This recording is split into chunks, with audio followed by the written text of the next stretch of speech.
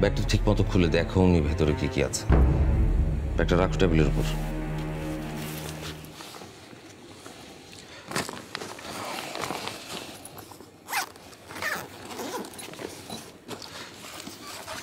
This is bat. তুমি জানো এটা দিয়ে কি করতে হয়, রাইট? ইয়েস বাবা।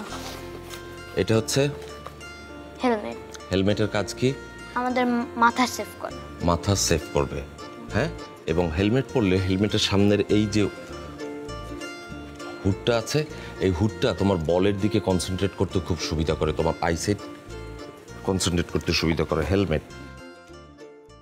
আজকে থেকে তোমার একটা নতুন জার্নি শুরু হবে। এতদিন বাবার সঙ্গে বাড়িতে প্র্যাকটিস করেছো টেনিস বলে, টিপ টেনিসে, কিন্তু আজ থেকে তুমি খোলা মাঠে গিয়ে প্র্যাকটিস করবে। তারপরে অনেক বড় মাঠে, দেশের সবচেয়ে বড় মাঠে, রাইট পাপা? জি পাপা। বসো এখানটায়। শোনো আয়ান, এই ছোট্ট এলাকা থেকে দেশ, দেশ থেকে বিদেশ, একটু একটু করে সারা পৃথিবী তোমাকে চিনবে। হ্যাঁ, মাঠের মাঠের হাজার হাজার দর্শক তোমার নাম ধরে চিৎকার করবে, তোমার নাম লেখা জার্সি পরবে।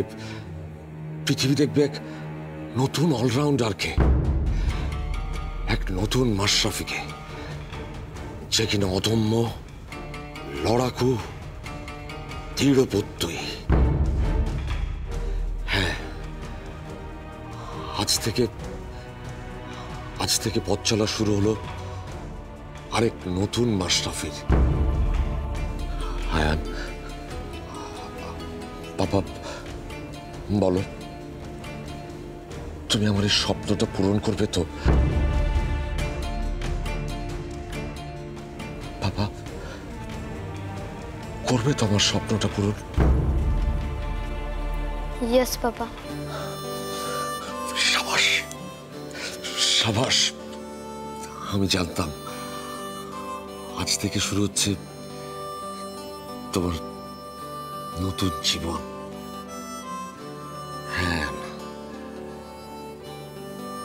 নতুন জীবন।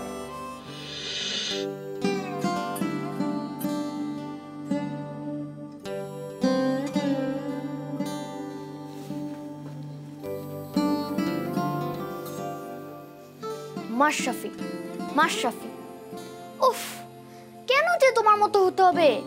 আমি কেন সুপারম্যান হতে পারবো না?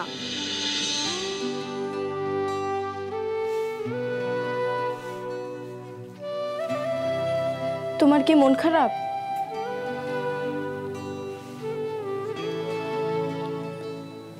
না কইতে চলে নাই, আমি কাজের লোক। আমারে কইলেই কি আর না কইলেই কি? হ্যাঁ, আমার মন খারাপ, আমার অনেক মন খারাপ। কেন মন খারাপ কেন?